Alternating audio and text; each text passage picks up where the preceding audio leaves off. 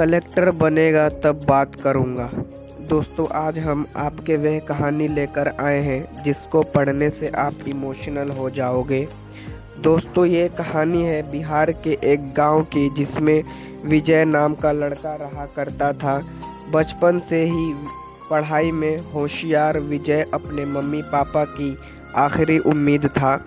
विजय के दादा ने अपने समय में बहुत कर्ज लिया था जिसको चुकाने में पापा की पूरी जिंदगी मजबूरी में निकल गई। उनके पास थोड़ी सी जमीन थी जिससे उनका गुजारा हो रहा था। पापा की तबीयत मजदूरी करने से खराब रहती थी, पर पापा विजय को इस बात का एहसास नहीं होने देते थे।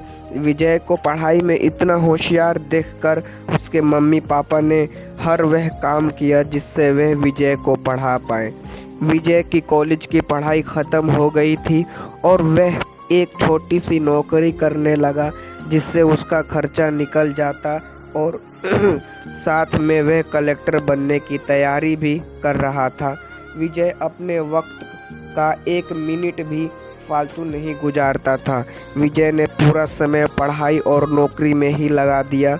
विजय के पापा को ये पता था कि वह कलेक्टर बनना चाहता है, इसलिए घर की हालात बहुत ज़्यादा खराब होने पर भी उन्होंने विजय से कभी इस बात का जिक्र नहीं किया और न उसको अच्छी नौकरी करने के लिए कहा। लगातार 2 साल विजय पास नहीं हो पाया। उसके बाद भी उसके पिता ने अपना घर और ज़मीन गिरवी रखकर विजय को आईएएस की कोचिंग ज्वाइन करवाई और उसकी नौकरी भी छुड़वा दी और केवल पढ़ाई करने को कहा। विजय के पापा हमेशा उससे कहा करते थे, बेटा खेत और घर दोबारा आ जाएंगे पर कलेक्टर दोबारा नहीं बन सकते। आज पूरे साल पढ़ाई करने के बाद विजय का रिजल्ट आ गया जिसमें वे अच्छे नंबरों से निकल गया था। आज उसके पिताजी से ज़्यादा खुश कोई नहीं था। ऐसा लग रहा था जैसे विजय का सपना पूरा होने वाला है, पर भगवान को कुछ और ही मंजूर था। विजय का कल इंटरव्यू था और सुबह से उसके पापा की तबीयत खराब थी। विजय के पापा और उसकी माँ से बार बार कह रहे थे कि विजय को मत बताना और उस दिन देर रात उनकी मौत हो गई। अब एक माँ जिसकी गोद में उसका पति गुजर गया और वे अपने दर्द को भुलाकर अपने बेटे की जिंदगी के बारे में सोच रही थी। माँ ने पड़ोसियों तक को इस बात का एहसास नहीं होने दिया कि उसका पति अब नहीं रहा।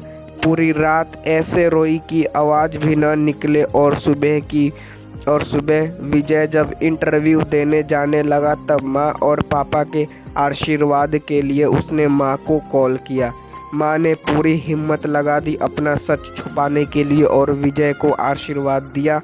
और जब विजय ने पापा से बात करने को कहा तो माँ बोली, पापा अब तुमसे बात नहीं करेंगे, वह कलेक्टर से बात करेंगे। इतनी बात करके माँ ने फ़ोन रख दिया। विजय का इंटरव्यू हो गया तब उसे बताया गया कि उसके पिता की तबीयत खराब है, उसको तुरंत घर जाना है। विजय को एक पल नहीं लगा अपने पिता की हालत समझने में।